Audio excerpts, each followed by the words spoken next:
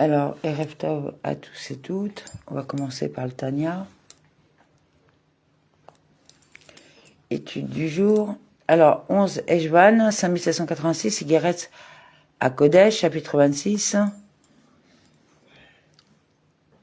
Par contre, lorsque la Shérina quittera la Klippa Noga, autre version, les clipotes, à l'issue de l'élévation des parcelles, le mal se séparera du bien et se disperseront tous ceux qui font le mal. Télim 92.10. En sera ainsi, lors de la délivrance messianique, à l'issue de la phase actuelle du tikkun, de la réparation de la faute de l'arbre de la connaissance, du bien et du mal. Lorsque le bien aura été entièrement séparé du mal au sein de la création. Dès lors, l'arbre du bien et du mal se dominera plus, car le bien l'aura quitté. C'est alors que la Klippa Noga disparaîtra, en effet. Celle-ci domine, à l'heure actuelle, uniquement par le bien qu'elle porte en elle. Quand elle le perdra, elle n'aura plus de raison d'être. Alors s'accompliront les termes du verset. Je supprimerai l'esprit d'impureté de la terre. Par la suite, le but de la pratique de la Torah et des mitzvot ne sera plus l'élévation des parcelles, mais il consistera à réaliser des unifications plus élevées, à attirer des lumières plus hautes que celles d'Atsilut, comme l'écrit le Harizal.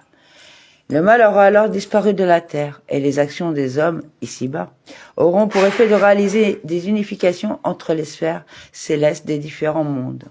Bien entendu, celles-ci seront plus élevées que les unifications qui sont réalisées à l'heure actuelle, pendant le temps de l'exil par l'étude de la Torah. Tout cela sera accompli par la dimension profonde de la Torah.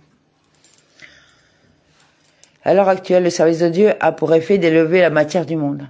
L'étude de la Torah porte donc essentiellement sur sa partie révélée, sur les alarot qui permettent cette élévation. Dans le monde futur, celle-ci aura été pleinement réalisée. Le service de Dieu consistera donc à unifier les sphères célestes entre elles. L'étude de la Torah portera donc essentiellement sur ce qui décrit des unifications de sa dimension profonde. Afin de mettre en pratique les mitzvot avec une ferveur intense. Cette ferveur est basée sur la contemplation de ce qui est accompli dans les sphères célestes, lors de la pratique de la mitzvah, selon les enseignements de la dimension profonde de la Torah.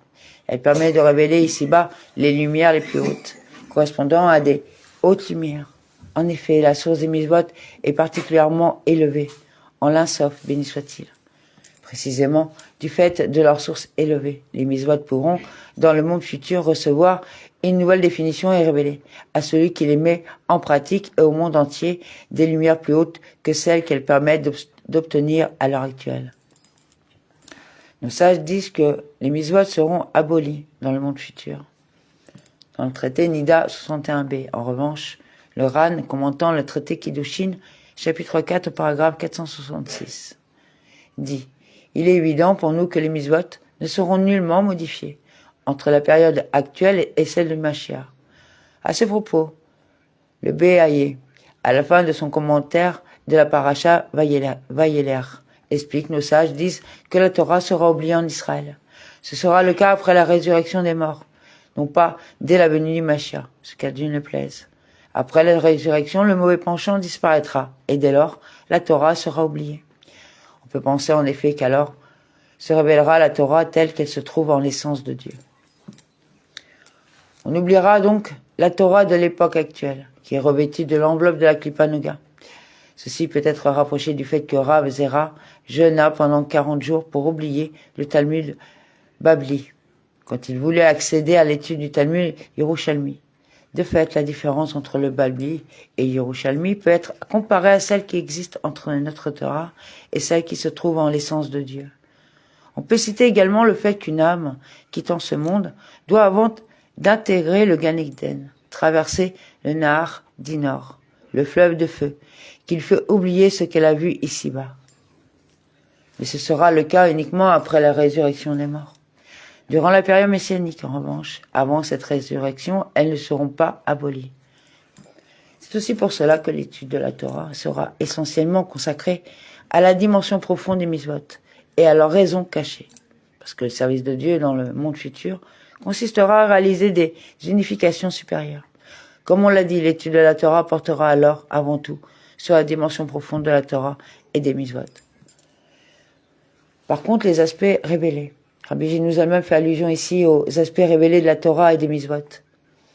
Aux alarot tranchés, indiquant ce qui est permis et ce qui est interdit. Ces aspects seront connus de tous, et il sera donc inutile de les étudier. Seront évidemment connus de chaque homme juif, d'une connaissance acquise d'emblée sans oubli. Après la disparition de l'oubli qui est une émanation de la Klippa, une seule étude suffira pour apporter à l'homme la connaissance définitive de la Halara, sans qu'une révision ne soit nécessaire par la suite. On verra à ce propos les lois de l'étude de la Torah de l'Almorazaken, chapitre 2 au paragraphe 10. Il sera donc inutile de les étudier, si ce n'est pour la foule nombreuse, qui n'aura pas le mérite de goûter à l'arbre de la vie, c'est-à-dire à la dimension profonde de la Torah et des mitzvot, qui devra donc encore étudier la Torah, la Mishnah, afin d'affaiblir l'autre côté, qui lui restera attaché.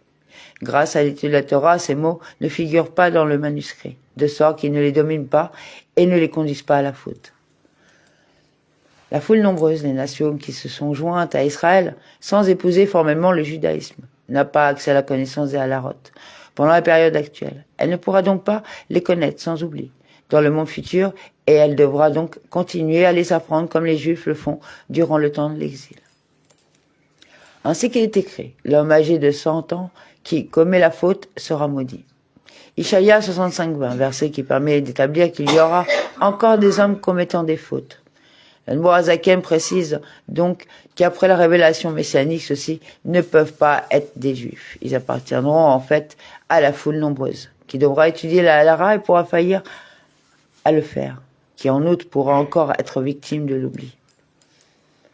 Il y aura donc bien, parmi cette foule nombreuse, des hommes qui commettront des fautes. Selon le traité Bessarim 68a, le Zohar, tome 1, à la page 114b, c'est l'explication de l'affirmation de nos sages, précédemment citée, selon laquelle seul l'assujettissement aux nations distingue ce monde de la période messianique. En effet, hormis la proclamation de la suprématie d'Israël, le monde conservera les mêmes pratiques. En outre, de manière concrète, il leur sera nécessaire de connaître le détail des lois relatives à ce qui est interdit et impur, plus que les enfants d'Israël, qui ne pourront plus être confrontés à ce qui est disqualifié, impur et interdit, car il n'arrive aucun malheur au juste, alors que les impies sont accablés par les souffrances. Michelet 12:21. Il sera ainsi pour tous les Juifs, qui seront des justes, mais non pour ceux qui appartiennent à la foule nombreuse, et qui pourront donc encore être confrontés à ce qui est disqualifié, impur et interdit. On verra aussi à ce sujet le commentaire du Rambam sur le verset d'Evarim 36, les traités Yebamot 121a, Vodazara 39a, Roulin 59a et le Zohar tome 3 à la page 276a. Et Tosafot, commentant le traité Roulin 5b, mentionne ce verset et précise que la protection du juste lui est accordée uniquement pour ce qui concerne la nourriture, mais non pour les autres interdits. Néanmoins, il en est ainsi seulement pour la présente période. Dans le monde futur, en revanche, les justes seront protégés de toutes les transgressions à la fois, sans qu'une précaution particulière ne soit nécessaire. À l'inverse, il n'en sera pas de même pour la foule nombreuse. De plus, il est possible et probable qu'ils connaîtront tous les corps de la Torah révélés à travers sa partie profonde, comme ce fut le cas pour notre père Abraham, puisse-t-il reposer en paix. Abraham accomplit toute la Torah avant qu'elle soit donnée selon l'expression des traités Yoma Vatudbe, Kiddushin 82a et le Zohar tome 1 à la page 264b, y compris les dispositions qui furent prises ultérieurement. C'est ainsi qu'il célébrait la fête de Pessah en consommant des matzot bien avant la sortie d'Égypte. En fait, il mettait en pratique les préceptes de la partie révélée de la Torah par intermédiaire de sa dimension profonde, laquelle n'est pas soumise au temps. Il est donc envisageable que chaque juif en fasse de même après la délivrance. C'est donc ce recours systématique à la dimension profonde de la Torah qui dispensera les hommes d'étudier sa partie législative et révéler les corps de la Torah. Ils ne devront donc pas les étudier du tout. Il n'en fut pas de même à l'époque du Second Temple. Cette étude leur était alors nécessaire, y compris quand elle n'avait pas pour objet de déterminer la halara concrètement applicable. En effet, la phase essentielle du service de Dieu consistait alors à affaiblir l'autre côté et à élever les parcelles de sainteté, grâce à la Torah et à ce service, comme cela est expliqué par ailleurs. La période du second temple fut moralement plus basse que celle du premier.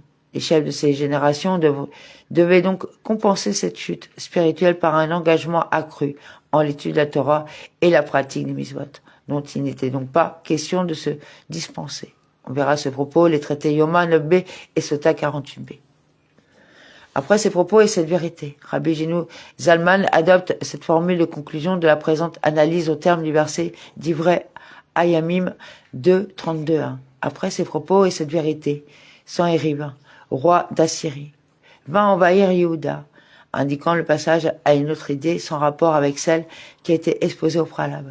On comprendra clairement, avec une précision accrue, le passage du Raya Mehemna, qui a été cité précédemment, et qui parle de l'arbre du bien et du mal, c'est-à-dire de la Klippa Noga, se trouvant essentiellement dans ce monde, comme cela est écrit dans le Chesraïm. Au chapitre 49, soulignant que la Klippa Noga est l'aspect essentiel de ce monde pendant le temps de l'exil. En revanche, après la venue Mashiach, elle cessera de le dominer, comme cette lettre l'a montré par le détail. Ceci sera suffisant pour l'initié. L'Admorazaken fait allusion ici à ceux qui ont accès à la dimension profonde de la Torah et sont donc familiers de toutes les notions auxquelles cette lettre fait appel. Amen.